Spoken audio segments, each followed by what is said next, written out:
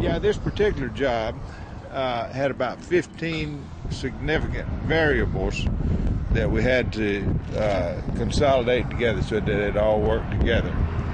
They had an existing layout, and it was about 4 different parking lots that this church had, paved over a long period of time, maybe 20 years. And we had to change the existing so that it would flow all together. And they added a long parking lot in the back that we had to figure out how to blend in together, make everything work. Well, we had drop off and pick up, but the place that they were going to do that was heading in the wrong direction. That was one of the main things. So we had to reverse the traffic flow. One of the main things we had to resolve first is the handicap, because you had to be right close to the door. And it was probably going to be 150, 175 parking places. And so we had 6 or 7 handicaps that we had to put in. One of the things, the area right close to the ramp was sloped. So we had to, figure out how that handicapped people could park in a sloped place, And we had to wait a pretty good bit into the plan to decide where to put the other handicaps. We ended up with about 7 or 8 handicaps. Let me show you this over here. After we started the layout, we decided we needed a big walk area, like you're walking across the street, so that people would recognize it and pause there. And people that parked in the handicap spots could wheel up and, they wouldn't be dodging traffic. And so we put these big white areas here. They're 6 foot by about 2 feet wide, and it's like a walkway across the city street. Okay, the area we're on right now is going up the hill from the back parking lot, and we had to pressure wash the curb here so we could paint that, because when you have 6 inches of change in the surface, you want to make a line, make it safe. We have our walk area here. Originally we were going to stripe it off in diagonal stripes, but we got thinking about it. It's so steep that when it's raining, people have their dress shoes on, it's slippery, so we didn't do that, Now right here at the base of the hill, decided to put a stop bar so this people coming down this way would pause and let the other people come up the hill. And then at the back here, we wanted to go left, and so we decided to angle those into the long curve there.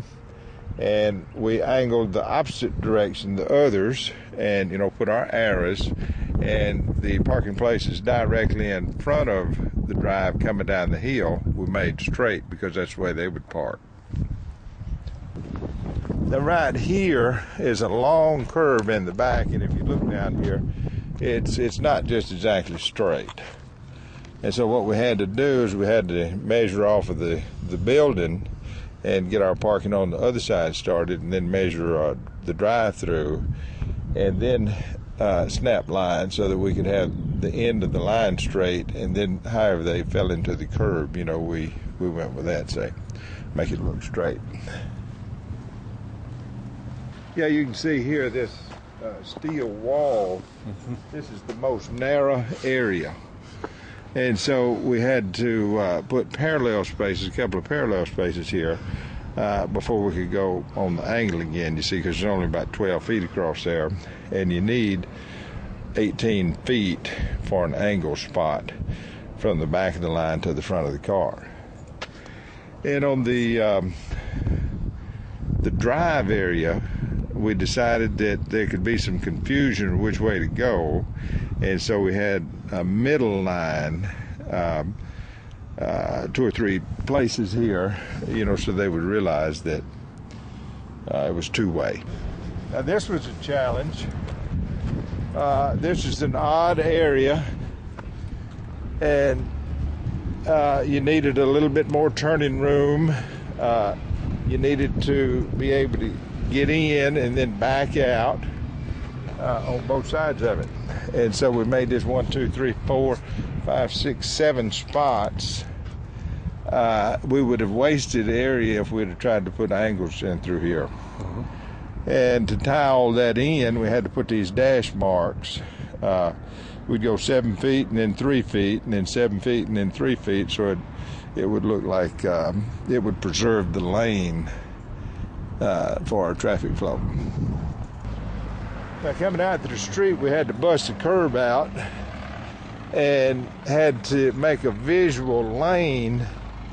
So we hatched off the area by the dumpster, made a center line out to the street, put arrows, and we're going to paint gray over these white lines that you see here.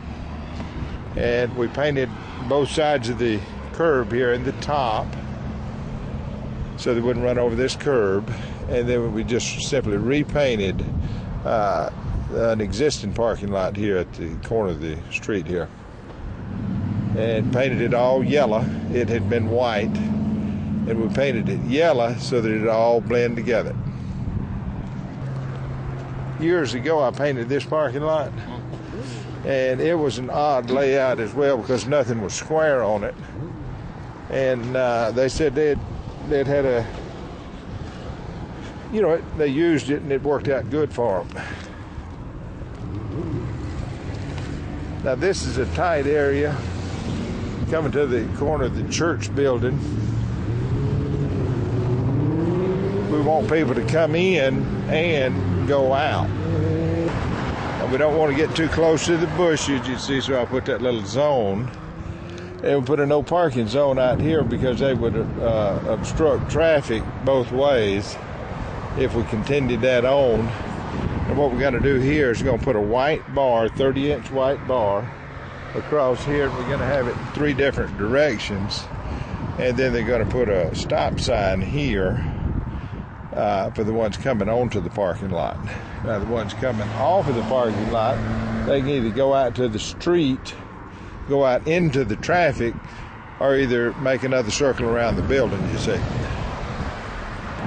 Yeah, in the last 28 years that I've been striping parking lots, this has been the most challenging parking lot I've ever done because you got 4 different parking lots that we had to tie in together and make everything work, and it's worked very good.